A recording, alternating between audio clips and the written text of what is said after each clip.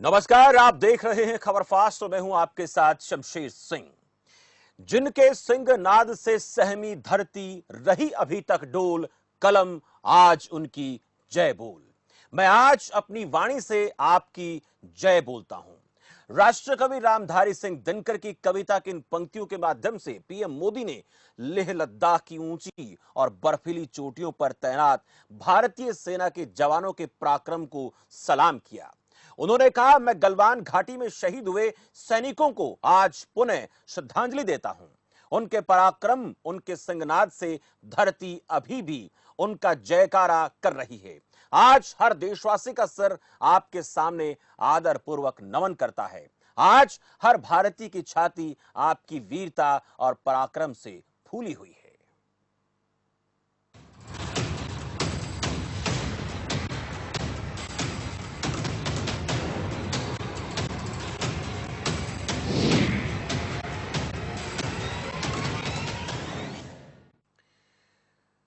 प्रधानमंत्री मोदी ने लेह में सैनिकों को संबोधित करते हुए कहा कि विस्तारवाद का युग खत्म हो चुका है। यह विकासवाद का समय है। विश्व युद्ध हो या फिर शांति की बात, जब भी जरूरत पड़ी है तो विश्व ने हमारे वीरों का पराक्रम भी देखा है और विश्व शांति के उनके प्रयासों को महसूस भी किया है। पीएम नरेंद्र मोदी आज सुबह 9:30 बजे अचानक लद्दाख पहुंच गए। वहां जाना तो रक्षा मंत्री राजनाथ सिंह को था, लेकिन chief of defence staff general Bipin Rawat और army chief general MM Naravane के साथ प्रधानमंत्री पहुंचे। वे पहले ले गए, वहां से लद्दाख में 11,000 फीट की ऊंचाई पर मौजूद फॉरवर्ड लोकेशन नीम पर पहुंचे। उनका यह दौरा गलवान घाटी में चीन से हुई हिंसक झड़प के 18 दिन बाद हुआ। पीएम ने अपने संबोधन में यह साफ कर दिया कि भारत शांति चाहता है, लेकिन अगर उसे उकसाया जाएगा तो वो चैन से नहीं बैठेगा। वह इस बीच चीन के विदेश मंत्रालय ने कहा कि मिलिट्री और डिप्लोमेटिक बातचीत के जरिए दोनों देश तनाव कम करने की कोशिश कर रहे हैं और ऐसे में किसी भी पक्ष को ऐसा काम नहीं करना चाहिए जिससे हालात बिगड़े। सवाल ये कि सैनिकों की शहादत के 18 दिन बाद पीएम मोदी के दौरे के मायने क्या हैं, क्या कूटनीति है ये, और पीएम के इस दौरे से चीन को क्या संदेश गया है। राजनीतिक दलों की तरफ से पीएम से पूछे गए सवालों का प्रधानमंत्री मोदी ने क्या जवाब दिया है, ये भी एक बड़ा सवाल है। क्या संदेश दिया, क्योंकि लगातार हमने आपको कुछ रोज पहले बताया था, जब प्रधानमंत्री मोदी कोरोना काल के दौरान छठी बार देश की जनता को संबोधित कर रहे थे, तो उस दौरान यह सवाल उठाया गया विपक्ष की तरफ से कि पीएम को जिन मुद्दों पर बोलना चाहिए था उन पर उन्होंने शायद बात नहीं की। लेकिन हमने आपको यह भी बताया था कि अक्सर हमने देखा है कि प्रधानमंत्री मोदी अपने निर्णय से चौंका देते हैं और ऐसा कुछ ना कुछ वो करने वाले हैं, और आज उसकी बानगी हमें देखने को मिली। तो आज ये कुछ सवाल हैं और विपक्ष इसको लेकर क्या कहता है, तमाम बातों को लेकर हम चर्चा करने वाले। हमारे साथ कुछ मेहमान जुड़ चुके हैं। दिनेश सिंह हैं, प्रवक्ता भारतीय जनता पार्टी से। दिनेश सिंह जी, बहुत बहुत स्वागत है आपका खबर फास्ट के इस खास कार्यक्रम में। और इसके साथ साथ brigadier Vinod Dutt, defence expert. Sir, आपका भी बहुत बहुत स्वागत है।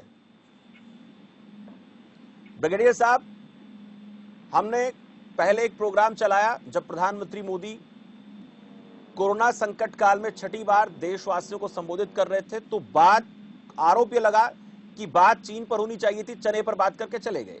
लेकिन आज बिना नाम लिए एक उन्होंने बात कही कि विस्तारवाद का युग खत्म हो गया है। ये जो आज का दौर है ये विकासवाद का दौर है। तो क्या आज उन्होंने चीन पर हमला बोला? दूसरा, विपक्ष जो बात कर रहा था, सवाल कर रहा था प्रधानमंत्री से, उसका जवाब दिया क्या? बिल्कुल आपने ठीक कहा, क्योंकि देखिए, अगर आप लद्दाख में सैनिकों को का संबोधन कर रहे हैं तो जाहिर है आपका इशारा चीन की तरफ है।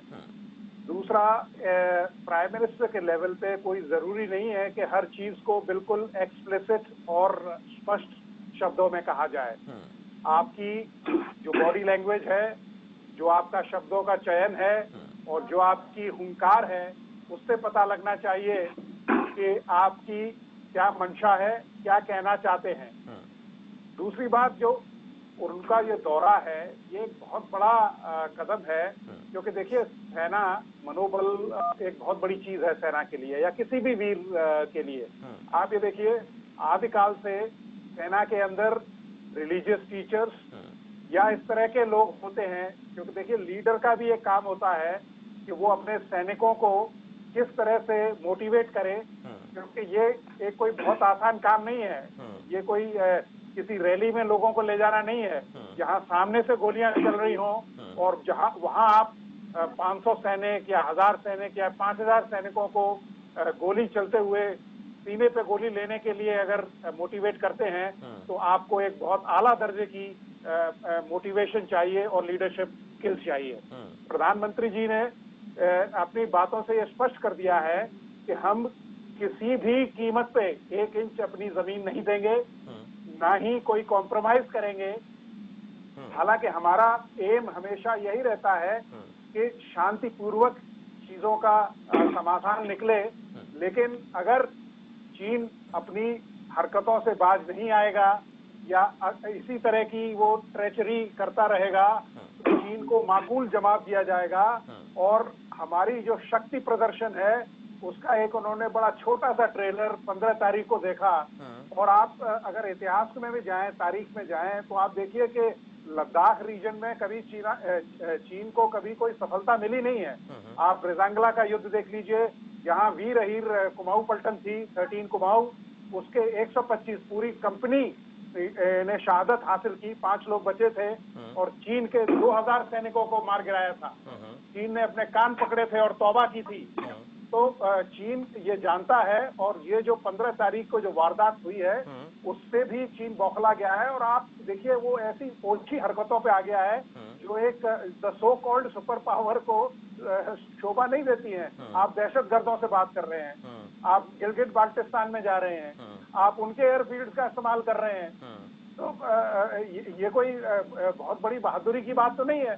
भारत ने तो कभी किसी की बैसाखियों को एक्सेप्ट नहीं किया।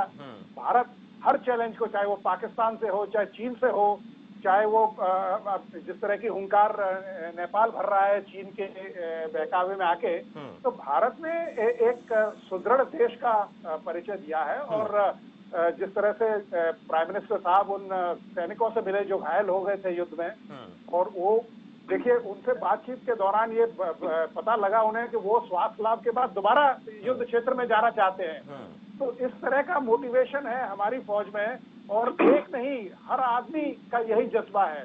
चीन की सेना आप देखिए, वहाँ क्या है कि वहाँ कंपल्सरी ड्राफ्ट है, वहाँ लोगों पे इतना अत्याचार किया जाता है और वो उसके बाद जैसे ही उनका ड्राफ्ट पीरियड खत्म होता है वो वहाँ से भाग जाते हैं। जी, हमारे यहाँ आप ये देखिए, एक शहीद की बॉडी उसके गांव जाती है तो वहाँ सैकड़ों यंगस्टर्स खड़े हो जाते हैं कि साहब मुझे सेना में भेजिए, उसके परिवार के लोग शामिल हो जाते हैं। ये जज्बा है ब्रिगेडियर साहब कि आप जैसे जो लोग सेना में, और सेना का मोटिवेशन बढ़ाने के लिए आप लोगों की बातें बड़ी कारगर होती, लेकिन आज प्रधानमंत्री मोदी ने जिस तरह से अचानक से लेह लद्दाख में जाकर सेना के जवानों से सीधी बातचीत की, उनका हालचाल जाना, लेकिन उसको लेकर कांग्रेस क्या कहती है, कांग्रेस क्या सोचती है, इसका जवाब देने के लिए हमारे साथ अजय वर्मा हैं, कांग्रेस पार्टी के प्रवक्ता। अजय वर्मा जी, बहुत बहुत स्वागत है आपका।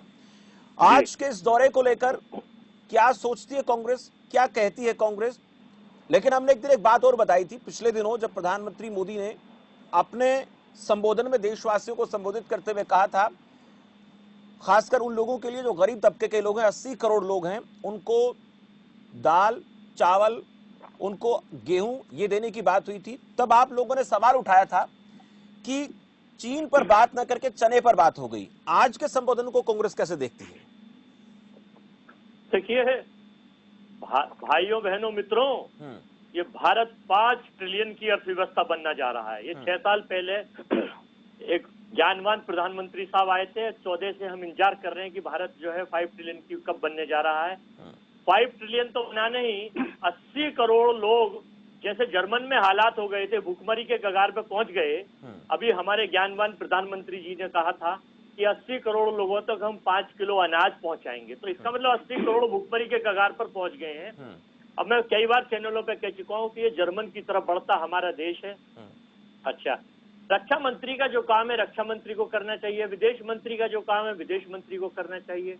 कोविड के केस 4 दिन में 5 दिन में 1 लाख बढ़ रहे हैं। कोरोना जो जैसा राक्षस आया है जब से, ये देश के प्रधानमंत्री कोरोना में जब 500 कोरोना के केस नहीं थे, 268 से 8 मौत हो गई थी, तो पूरा लॉकडाउन था, देश बिल्कुल सुन कर दिया था। आज 6 लाख 6.5 लाख कोरोना केस हो गए हैं।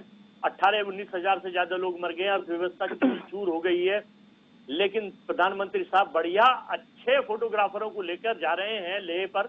अच्छी बात है, जाना चाहिए, रक्षा का मामला है, आर्मी के जवानों का चाहे अच्छे सेशन से ही बल बढ़ाना चाहिए। इंदिरा जी जब लेह गई थी, आपको जानकारी के लिए बढ़ा दूं, तो पाकिस्तान के 2 टुकड़े कर दिए गए थे।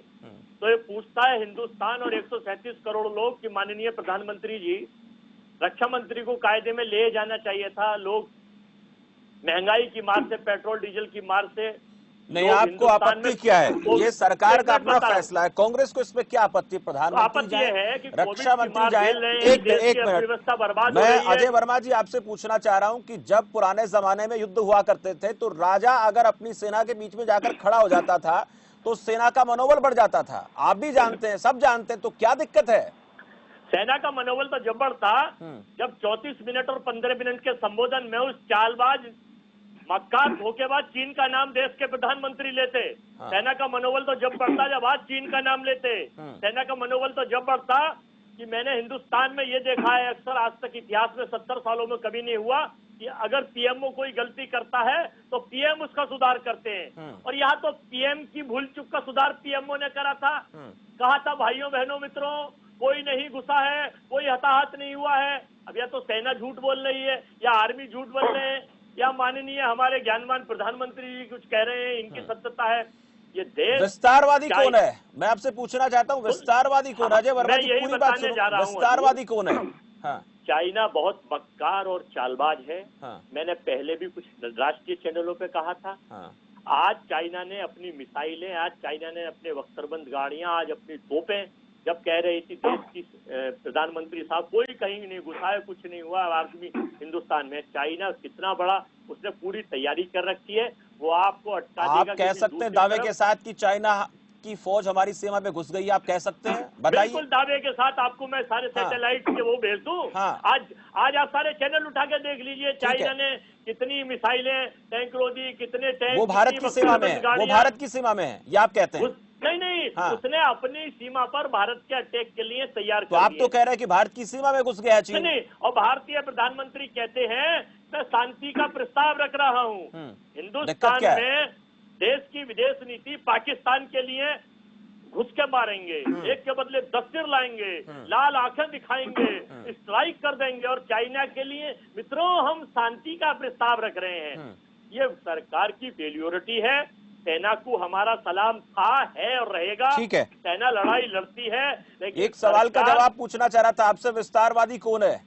देखिए, देश के प्रधानमंत्री को बहुत अच्छे शब्दों में वहाँ रक्षा मंत्री को जाना चाहिए था, इन्हें और सारी व्यवस्थाएं संभालनी। रक्षा मंत्री चले जाते तो फिर आपको क्या, रक्षा मंत्री चले जाते तो आप पूछ लेते फिर प्रधानमंत्री क्यों नहीं गए? नहीं, मीडिया में रहने का शौक भी तो बहुत जरूरी है। और मामलों में बोलेंगे नहीं, आज भी चाइना का नाम नहीं लिया है, तो कहीं ना कहीं something is black in the bottom.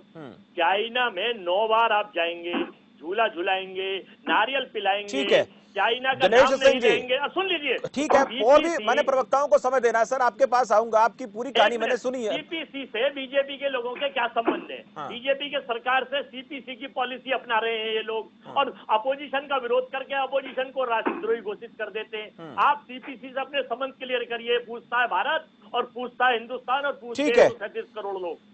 Dinesh Singh ji, Congress अब भी ये पूछ रही है, ये उस दिन भी पूछा गया था कांग्रेस की तरफ से कि चीन पर बात नहीं हुई, चने पर बात करके प्रधानमंत्री चले गए, लेकिन आज जब प्रधानमंत्री मोदी लेह लद्दाख जाते हैं तो कांग्रेस पार्टी आज भी आप लोगों से पूछ रही कि आपने आज भी चीन का नाम क्यों नहीं लिया, क्या आपत्ति उस बात से? शमशेर जी, अभी आपने ब्रिगेडियर साहब को सुना, मुझे लगता है हम तीनों लोगों में इस चीजों के ज्यादा जानकार ब्रिगेडियर साहब हैं जी। बाकी गाल बजाना कांग्रेस पार्टी बजा सकती है, और इस दौरे से सिर्फ 3 लोगों को आपत्ति हुई, एक चीन को, दूसरे पाकिस्तान को, और तीसरे कांग्रेस पार्टी। और कांग्रेस पार्टी को आपत्ति क्यों नहीं होगी? क्योंकि कांग्रेस पार्टी का और कम्युनिस्ट पार्टी आज चाइना का ईमू है इंटरनेशनल मुद्दे पर। इनको तो पल पल की जानकारी चाहिए।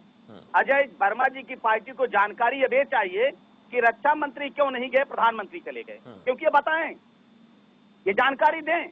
अभी जो अजय वर्मा जी कह रहे थे, मैं चुनौती देकर कहता हूं, किस भाषा का इन्होंने इस्तेमाल किया है चीन के लिए, ये अपने नेता से कहें। कि उसी भाषा में एक ट्वीट कर दें कि चीन के खिलाफ। इसलिए इस तरह की बातें ना करें। जब देश के प्रधानमंत्री, वो ये नहीं है भाजपा के प्रधानमंत्री, कांग्रेस के प्रधानमंत्री, सपा के प्रधानमंत्री, देश के प्रधानमंत्री हैं, और ऐसे स्थिति में जब युद्ध जैसे हालात पैदा हो तो कोई 56 इंच का सीने वाला प्रधानमंत्री ही बॉर्डर पर जा सकता है। आज जब वो बॉर्डर पर गए, अपने सैनिकों के हौसले को अफजाई किए, तो आज अगर अजय वर्मा जी यहाँ बैठकर उसका स्वागत करते तो मुझे लगता कि जो सैनिक हमारे वहां शहादत दिए थे अपनी सीमा की रक्षा के लिए, आज उनकी भी आत्मा को शांति मिलती। लेकिन आज जिस तरह की बयानबाजी कांग्रेस पार्टी कर रही है, जब प्रधानमंत्री जी आज सबसे ऊंचाई की चोटी पर जाकर सैनिकों को संबोधित कर रहे हैं और उनको उसी भाषा में जवाब दे रहे हैं चीन को, तो तकलीफ चीन के साथ साथ कांग्रेस पार्टी को भी हो रही है।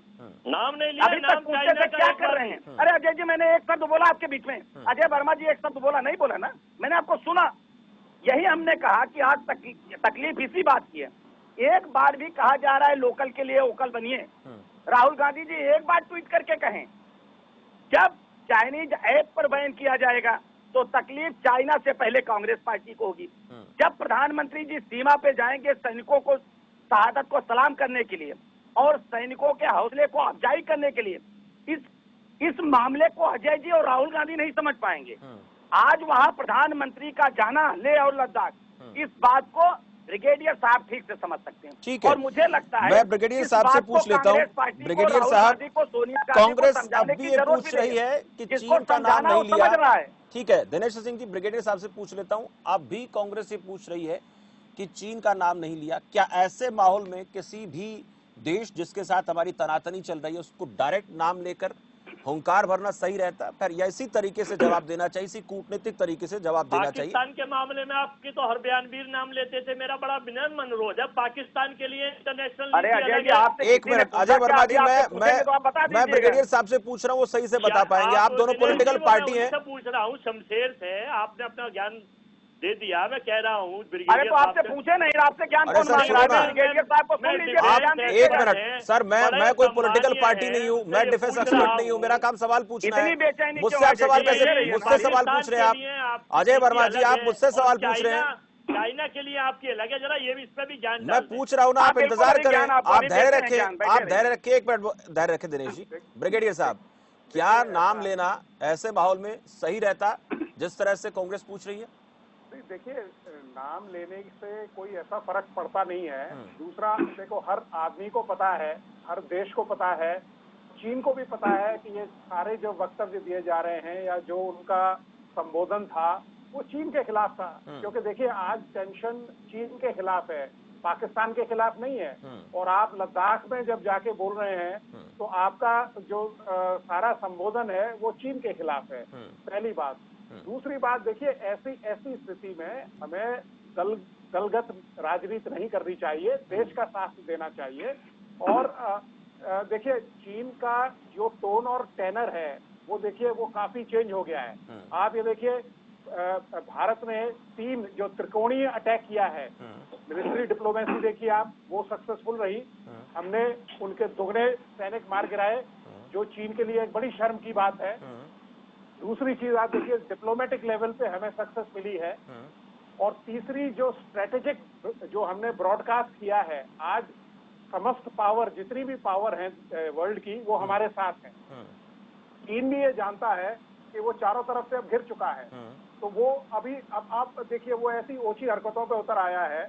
और आप ये देखिए कि जो त्रिकोणीय अटैक किया है, मैं उसको 3 चीजों में बांटना चाहूंगा। पहला, आपने जितने एप्स उनके बंद किए हैं उससे उसको कितना दर्द हुआ है, और जिस तरह से उसका जो बिजनेस जो डाटा है वो कम आ गया है। दूसरा, डिप्लोमेटिक चैनल्स पे आप जो उससे करेंगे वो स्वैप करेंगे, मतलब आप उससे ये कहेंगे कि भाई तुम अपनी जगह चले जाओ, हम अपनी जगह चले जाएंगे। और अगर वो डिप्लोमेटिक चैनल्स पे नहीं मानता है तो स्ट्रेटेजिक लेवल पे जब सरकार हमें ये आदेश दे देगी फौज को, तो हम चीन को रैप अप करेंगे और उसको वो सबक सिखाएंगे कि उसकी कई पुश्तें याद रखेंगी कि भारत एक क्या शक्ति है, क्योंकि देखिए शालीनता उसी में है कि आप हर आदमी को पहले ये मौका दें कि आप अपने आप को सुधारिए, आपने गलती की है। और जब कोई चैनल नहीं होता, देखिए मैं इंदिरा जी की भी बात को इस वक्त लाऊंगा। जब सन 71 की लड़ाई हुई थी तो उन्होंने भी पूरे विश्व से ये गुहार की थी कि ये इतने शरणार्थी पाकिस्तान से आ रहे हैं, हम उनको यहाँ नहीं रख सकते, हमारी भी जो माली हालत है वो इतनी अच्छी नहीं है। लेकिन उस समय भारत की स्थिति उतनी मजबूत नहीं थी तो किसी ने नहीं सुना। उन्होंने जनरल मानेकशॉ साहब को बुलाया जो चीफ थे उस टाइम, और उन्होंने कहा कि मैं एकदम अटैक करना चाहती हूँ। तो उन्होंने कहा कि मैडम अभी अटैक नहीं हो सकता, ये अक्टूबर, क्योंकि ये कैंपेनिंग सीजन नहीं है, अक्टूबर के बाद अगर आप मुझसे कहेंगी तो मैं आपको ऐसी विजय दिलाऊंगा कि सारा विश्व उसको याद रखेगा। उसके बाद जो देखा हमने वो सब जानते हैं कि ये एक टेक्स्ट बुक वॉरफेयर था जो आज भी किताबों में पढ़ाया जाता है या मिलिट्री हिस्ट्रीज में पढ़ाया जाता है। 93,000 सैनिकों ने सरेंडर किया, एक देश का 2 टुकड़े कर दिए गए। और अटल बिहारी जी ने, ये रिकॉर्ड पे है, उन्होंने कहा था इंदिरा जी को दुर्गा की का स्थान दिया था या उनसे उनकी तुलना की थी।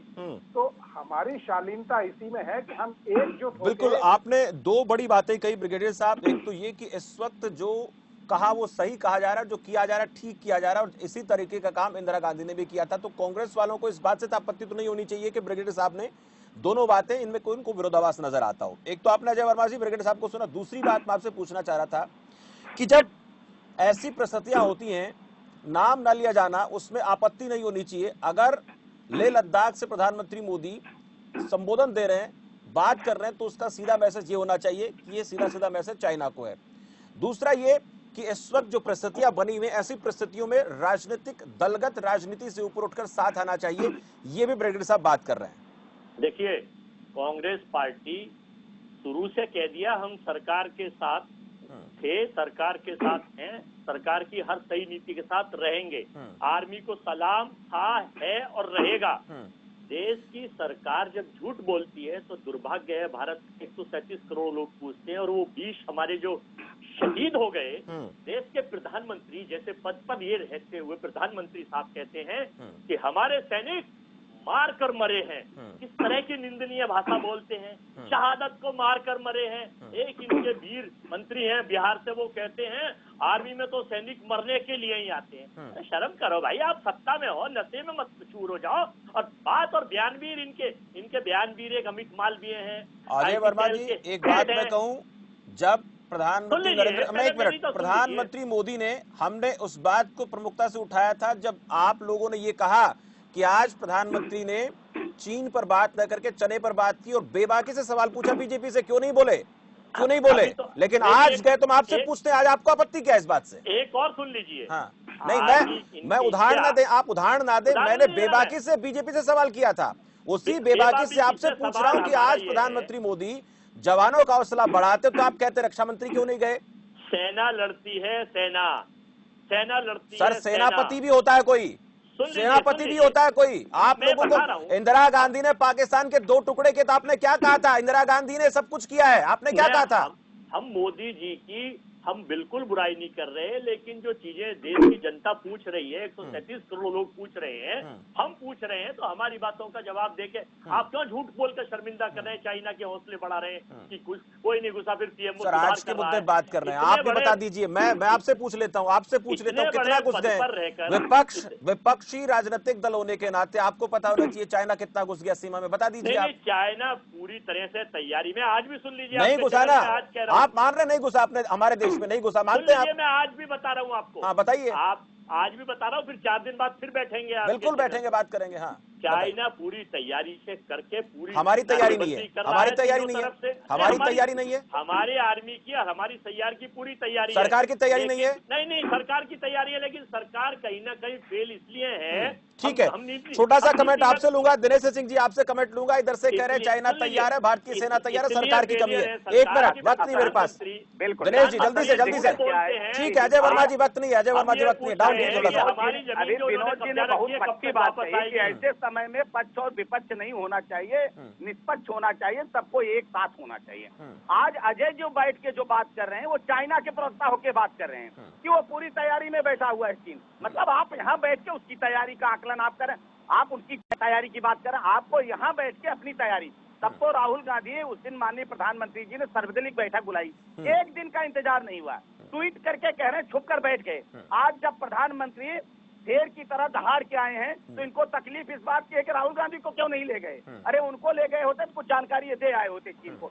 समस्या इस बात की है कि देखिए जल्दी से जब भी इस देश में इस तरह की आवश्यकता पड़ी है, पक्ष और विपक्ष हमेशा साथ रहा है। मुझे बता दीजिए, और सवाल अभी कह रहे हैं अजय जी हमको सेना के पराक्रम पे पूरा भरोसा है। शांति प्रस्ताव रख रहा हूं भाई। ठीक है सर, ठीक है वर्मा साहब, रोकूंगा, आप दोनों को रोकूंगा। दिनेश जी आपको भी रोकूंगा, शुक्रिया। दिनेश सिंह जी आपका भी बहुत बहुत शुक्रिया। अजय वर्मा जी आपका भी बहुत बहुत आभार, और ब्रिगेडियर विनोद दत्त जी आपका भी बहुत बहुत शुक्रिया। आज बड़े मुद्दे पर बात हम कर रहे थे, प्रधानमंत्री मोदी के लेह लद्दाख के दौरे को लेकर। कांग्रेस अब भी पूछ रही है कि प्रधानमंत्री मोदी ने चीन का नाम क्यों नहीं लिया। ब्रिगेडियर साहब ने सीधा जवाब दिया कि ऐसे मौकों पर लेह लद्दाख में जाकर जो बातें प्रधानमंत्री मोदी कह रहे हैं, क्या वो चीन को जवाब नहीं है। बीजेपी से सवाल किया गया, बीजेपी का कहना है कि लेह लद्दाख के मुद्दे पर प्रधानमंत्री मोदी ने आज बोला है और चीन को जवाब दिया है। कांग्रेस को इसमें आपत्ति है कि राहुल गांधी को लेकर क्यों नहीं गए। अब बड़ा सवाल यह है कि इस मुद्दे को लेकर राजनीतिक बयानबाजियों का दौर खत्म होगा या नहीं, क्योंकि ऐसे माहौल में कोई भी राजनीतिक पार्टी दलगत राजनीति से ऊपर उठे और देश की एकता अखंडता के लिए जो भी बेहतर हो उस पर बात होनी चाहिए। फिलहाल